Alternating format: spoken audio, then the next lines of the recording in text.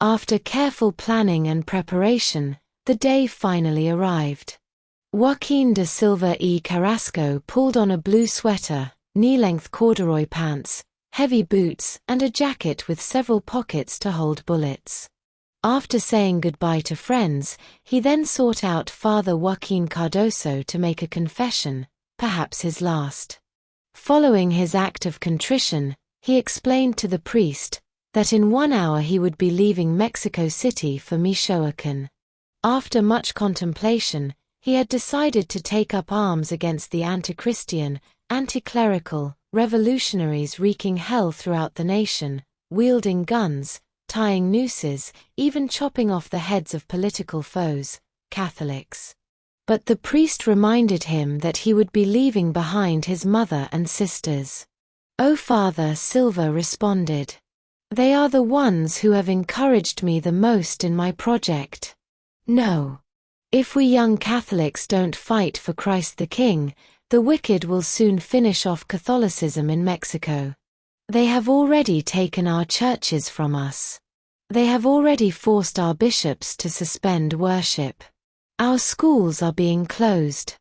Our hospitals are being secularized. Priests are being murdered after being tortured.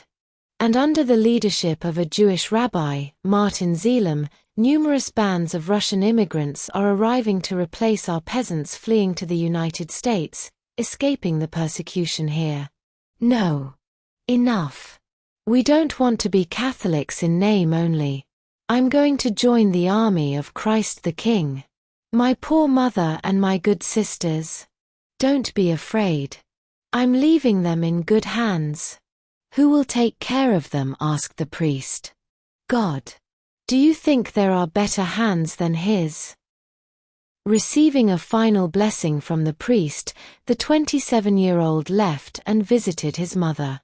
"Look, Mama, it's better for us to die before achieving success, because, perhaps, money and honors might divert our righteous intentions," he tried to convince her, and then thinking about his brother to whom he hadn't been able to say goodbye, he added, "Mama, tell Pepe that I'll be waiting for him in heaven." Born on November 5, 1898 in La Presa, Guanajuato, to Guadalupe Carrasco and Luis de Silva, an engineer, Joaquin had a Christian upbringing in a very religious, prosperous family that valued education. He attended La Casa de los Mascarones School, home to the Instituto Científico de San Francisco de Borja, established by the Society of Jesus, in 1897. However, in 1914, the Mexican revolutionary government, led by de facto head of state, First Chief José Venustiano Carranza de la Garza, grabbed control of the religious school and turned it over to the National School of Teachers. Forced to enroll in the secular National Preparatory School, Silva soon fled after conflicts arose with teachers over religious matters. It was then that he welcomed the responsibility of managing the in-home chocolate factory that his father had established and entrusted to him. Each day, he sold chocolates encased in pink wrappers stamped with the Silva factory seal. In the morning, the dutiful son carefully packed his sweets into a well-worn briefcase that he carried, as he walked from business to business, stall to stall, selling his family's sugary treats. During his off hours, he devoted most of his time to the church.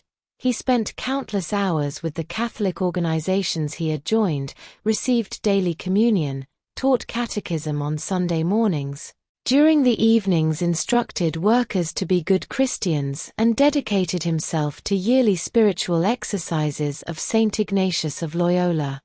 Blessed with a determined character, he leaned toward sacrifice and self-denial. Virtuous and without vice, he revered the spiritual and reviled the material. Wise beyond his years and a devoted Christian, he fought against the attacks that threatened the church. At one point, he was even arrested.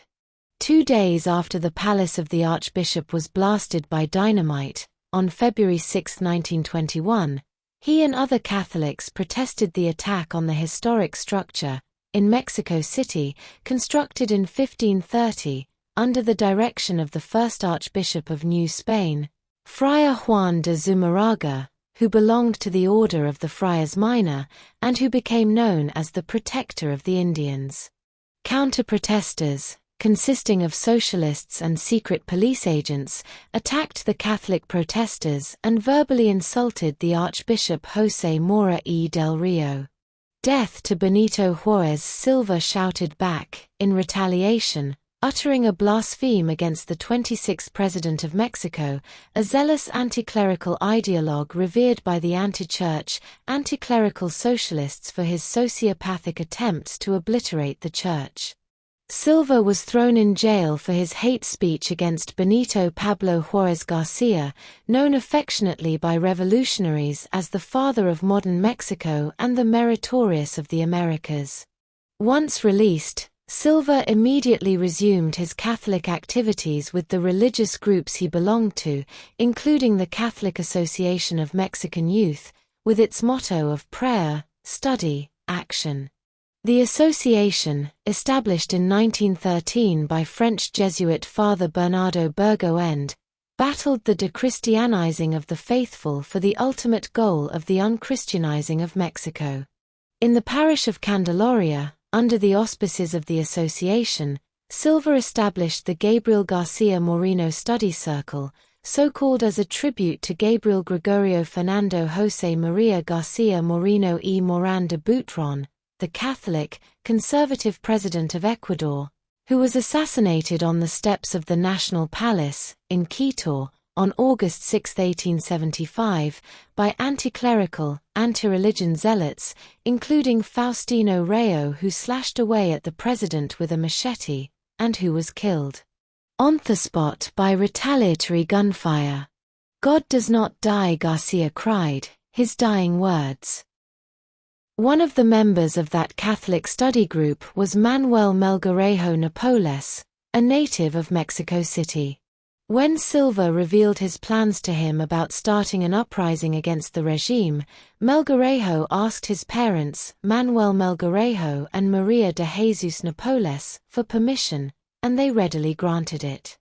Another who agreed to join the battle was Armando Ayala from the Coyoacan parish, where he rose to the presidency of the association's Jaime Bolmes Study Circle, named in honor of Jaime Luciano Bolmes y Urpia, a philosopher and theologian, who, at the age of 7, entered the minor seminary in Vic, Catalonia, Spain, where he studied 3 years of Latin grammar, 3 years of rhetoric, 3 years of philosophy, and then, after many more years of scholarly work, received the sacrament of Holy Orders on September 20, 1834. With hopes of recruiting more Catholics to the CRISTERO cause, Silva, Melgarejo, and Ayala boarded a train in Mexico City and headed for the state of Michoacan on September 6, 1926, in the very early, fetal stages of the CRISTERO War. Their first stop, Los Reyes, Michoacan.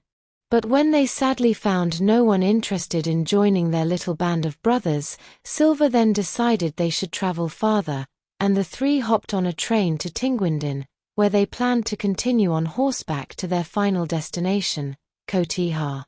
The railcar they traveled in had only one other passenger, a farmer, Francisco Zepeda Salas. An old general, he had fought in the Mexican Revolution under Álvaro Obregón Salido, a revolutionary general who killed his way to the top, eventually grabbing the presidential throne of Mexico. Retired from the military, Zepeda purchased farmland with the money awarded to him for his loyalty to Obregón, who had stolen and accumulated all his wealth during his revolutionary, militaristic campaigns throughout the cities, villages, and countryside of Mexico. While chatting with the trio, Zepeda proudly opened his shirt to show off a battle scar on his chest, adorned with scapulars, relics, and religious medals hanging from around his neck. "Are you Catholic, General?" Silva asked. "Yes, you see." "And what do you think of the government's attitude toward religion?" "Well, it has no right to persecute the church." Despite Ayala's gestures to keep quiet, a naive and unsuspecting Silva spoke openly with Zepeda during the train ride and invited the old general to join them in the Catholic cause. But once they arrived at the rail station in Tinguindin, Zepeda went his way, and the trio went theirs for the next leg in their journey.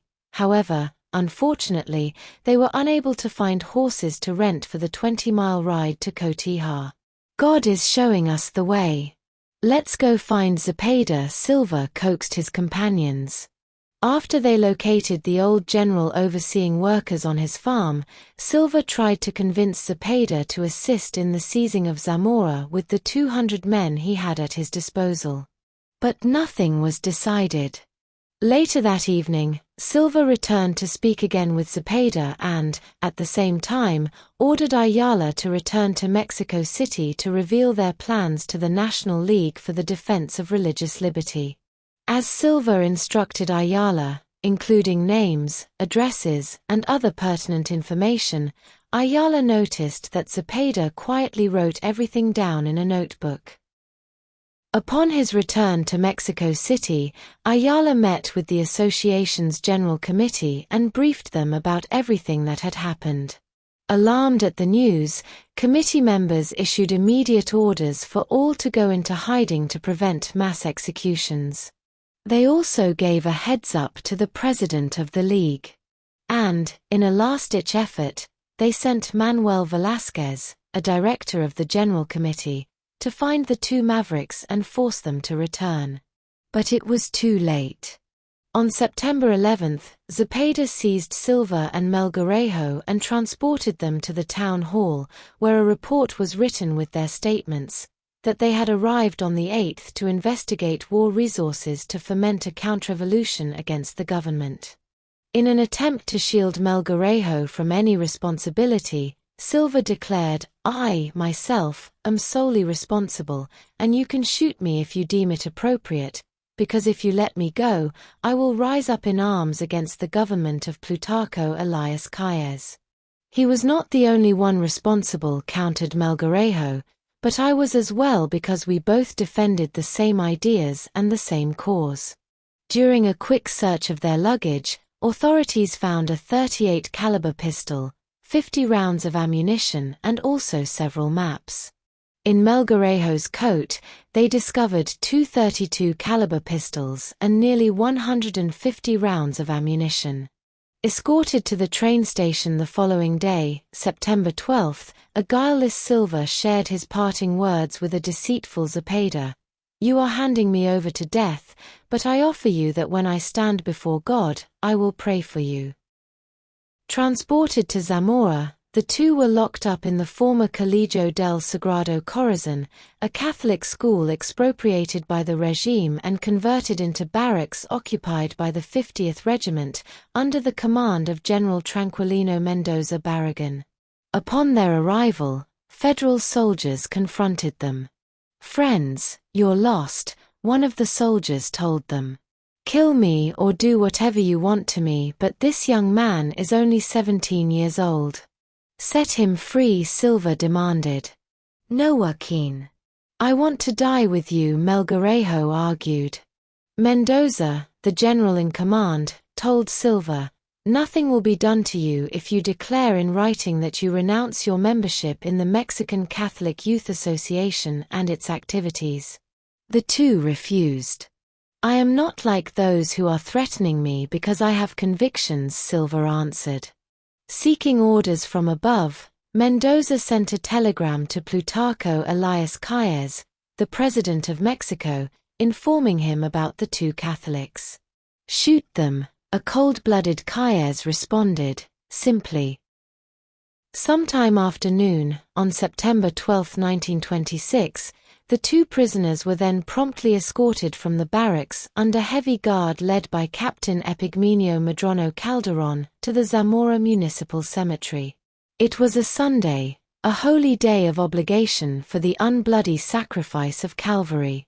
"We are going to die for Jesus Christ, and we will soon be in heaven," Silva said to Melgarejo, as the two held their rosaries and began praying out loud during the forced march. "Take those away," Madrono ordered one of his soldiers. "As long as I live, no one will take my rosary from me," Silva responded. "Are you going to the gallows?" asked one of the many curious gathered around, following the doomed. "No. We are going to Calvary," Silva answered. At the cemetery, Silva faced the firing squad first. As he clutched his rosary in his right hand, his lips moved in prayer. When soldiers attempted to blindfold the two, Silva refused. "Don't betray me because I'm not a criminal. I myself will give you the signal to shoot.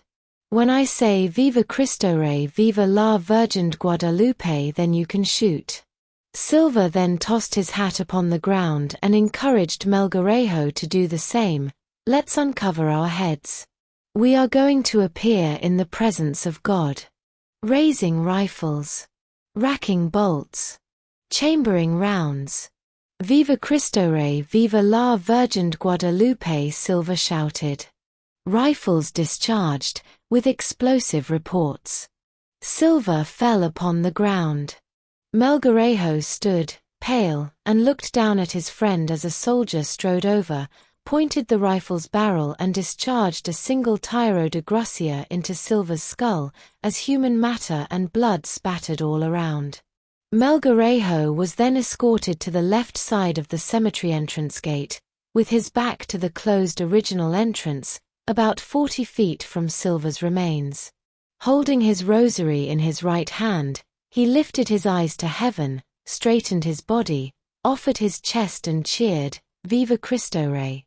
A second round of gunfire. Melgarejo collapsed.